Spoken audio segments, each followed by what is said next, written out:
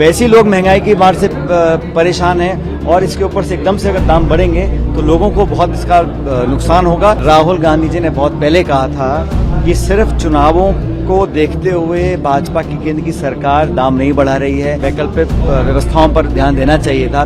लेकिन चुनाव में व्यस्त होकर सारी सरकार का ताकत लगी हुई थी कैसे चुनाव जीतें। मैं जानता हूं कि सभी चाहते हैं कि चुनाव निष्पक्ष हों, शांतिपूर्ण तरीके से हों और सभी पॉलिटिकल पार्टीज का, राज्य सरकार का, केंद्र सरकार का ये जिम्मेदारी बनती है कि चुनाव अच्छे माहौल में संपन्न हो। लेकिन भय का माहौल निर्मित नहीं होना चाहिए।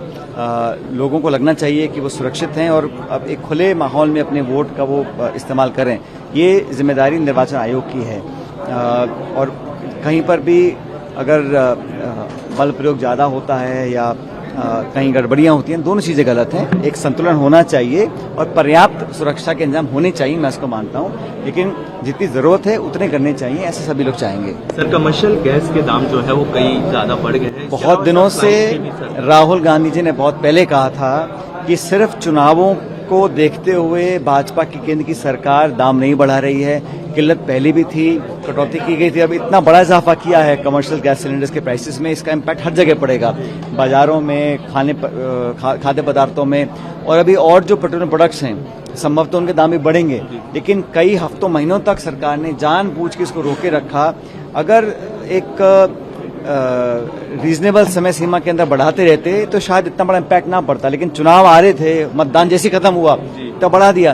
तो लोग सब समझ रहे हैं, देख रहे हैं कि सिर्फ राजनीतिक अपना हित साधने के लिए इतने लंबे समय तक बढ़ोतरी को रोक के रखा और अब इतना इजाफा हुआ है और ये मध्यम वर्ग और आम लोगों की जेब पर बहुत बड़ा इम्पैक्ट पड़ेगा और इससे जो फॉलोअप महंगाई है वो लगातार बढ़ेगी। और ये तो सिर्फ अभी गैस सिलेंडर्स हैं, इसके बाद ना जाने किन किन पेट्रोलियम प्रोडक्ट से दाम बढ़ सकते हैं। सर, फ्लाइट पे भी जो हज के लिए जा रहे हैं उस पे भी 10,000 रुपए बढ़ा दिए हैं जो यात्री हज के लिए जाएंगे।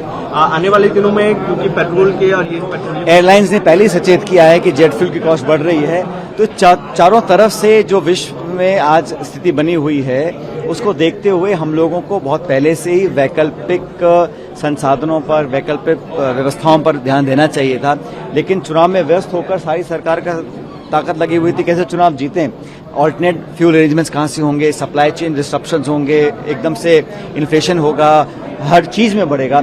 वैसे ही लोग महंगाई की मार से परेशान हैं और इसके ऊपर से एकदम से अगर दाम बढ़ेंगे तो लोगों को बहुत इसका नुकसान होगा। और उम्मीद करता हूं कि सरकार कुछ ऐसे कदम उठाए ताकि इस महंगाई की मार से लोगों को कम असर हो। सर, ईवीएम को लेकर के लगातार जो है चीजें सामने आ रही हैं। पश्चिम बंगाल में कई सारी वीडियोज जो है जो टीएमसी सामने ला रही है। निर्वाचन आयोग को निष्पक्षता से काम करना चाहिए, फ्री एंड फेयर इलेक्शंस हों और न सिर्फ वो कंडक्ट इलेक्शन फेयर होना चाहिए लेकिन वो दिखना भी चाहिए, लोगों के मन में एक आशंका ना पैदा हो। ये जिम्मेदारी इलेक्शन कमीशन की है।